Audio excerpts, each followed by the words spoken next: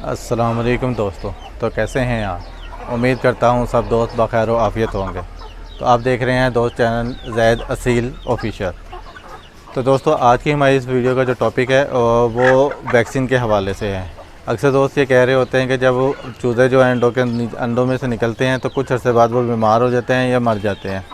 तो इस तरह से बीमारी उस चूज़ों के अंदर क्यों आ जाती है? तो उसकी मेन रीज़न दोस्तों वजह यही होती है कि जब अंडों से जब चूज़े निकलते हैं तो उस डे फर्स्ट से ही उनकी फ्लैशिंग और वैक्सीन हमें लाजमी करनी पड़ती है। दोस्तों जो डे वन का चूज़ा होता है 24 घंटे गुजरने के बाद उसकी फ्लैशिंग की ज़रूरत होती है। फ्लैशिंग के हवाले से मैंने अपनी एक वीडियो पूरी बनाई हुई है, उसका लिंक जो है मैं इस वीडियो की डिस्क्रिप्शन में मैं दे दूँगा। तो फ्लशिंग के बाद जो है हमें उसकी वैक्सीन की ज़रूरत होती है।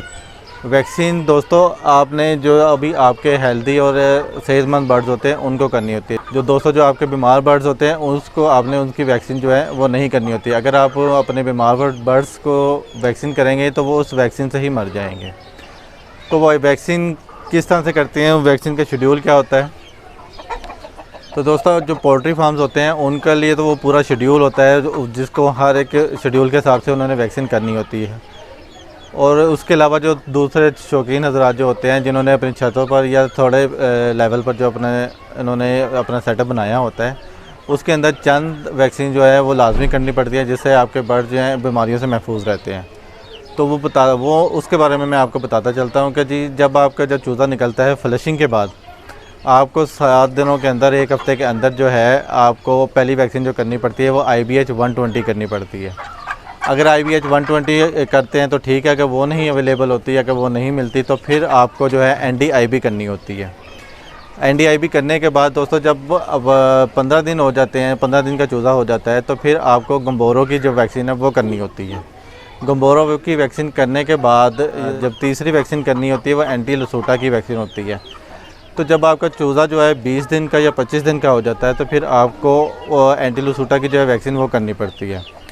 इसी तरह से जब एंटी लसूटा जो है करने के बाद जब आपका चूज़ा 45 दिन का हो जाता है तो फिर आपको फाउल पॉक्स की वैक्सीन करनी होती है। फाउल पॉक्स की वैक्सीन जो है दोस्तों बर्ड्स को लाइफ में सिर्फ एक दफ़ा करनी पड़ती है। तो ये जो वैक्सीन आपको मैंने बताई है ये सारी जो है पानी में मिक्स करके आपके बर्ड्स को देनी होती है। जब आप पहली वैक्सीन करते हैं IBH 120 या एंटी लसूटा जब वैक्सीन करते हैं तो वो आपने चूज़ों की आंखों के अंदर एक एक कतरा डालना होता है और एक एक कतरा जो है एक एक ड्रॉप उनके मुंह के अंदर डालना होता है। इसी तरह से जब आप गम्बोरों की वैक्सीन करते हैं वो भी पानी में मिक्स करके इसी तरह से अपने चूज़ों को उसकी वैक्सीन करनी होती है। पानी वाली वैक्सीन में दोस्तों ये होता है कि अगर आप क्वान्टिटी से ज़्यादा भी वैक्सीन कर देंगे तो आपके बर्ड्स को कोई नुकसान नहीं होता है। दोस्तों आपने हर 2 या 3 महीने के बाद ये एंटी लसूटा को रिपीट करवाना होता है। इससे ये रिपीट कराने से आपके जो बर्ड्स होते हैं उसको एक कवर मिल जाता है ताकि वो बीमारियों से भी महफूज रहते हैं। अगर बीमारी उनके अंदर आ भी जाती है तो वो बहुत जल्दी रिकवर कर जाते हैं और आपके बर्ड्स को ज़्यादा नुकसान नहीं पहुँचाते।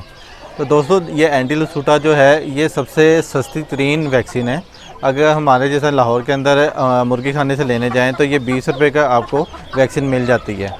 दूसरी जो है NDIB या IBH 120 या दूसरे गम्बोरों की वैक्सीन है ये 500 साढ़े 500 के दरमियान मिल जाती हैं। लेकिन एंटी लसूटा जो है ये सबसे सस्ती तरीन जो वैक्सीन होती है और ये आप आराम से ला के अपने बर्ड्स को कर भी सकते हैं। वैक्सीन भी सस्ती है और आपके बर्ड्स जो हैं बीमारियों से महफूज भी रहेंगे। और इसके अलावा एक और जो है वैक्सीन वो आती है वो जो ऑयली होती है वो गैलीमियोन के नाम से वैक्सीन आती है जो आपने इंजेक्ट करनी होती है, परिंदे के पर के अंदर लगानी होती है। तो दोस्तों ये जो ऑयली वैक्सीन होती है इसकी जितनी क्वांटिटी उस पैक के ऊपर लिखी होती है आपने वही क्वांटिटी रख कर अपने बर्ड्स को वैक्सीन करनी होती है। अगर आप वैक्सीन उस क्वांटिटी से ज़्यादा करेंगे तो आपके बर्ड्स को फ़ायदा होने के बजाय उल्टा नुकसान हो जाता है। तो इस तरह से आपने दोस्तों ये वैक्सीन सारी करनी होती है।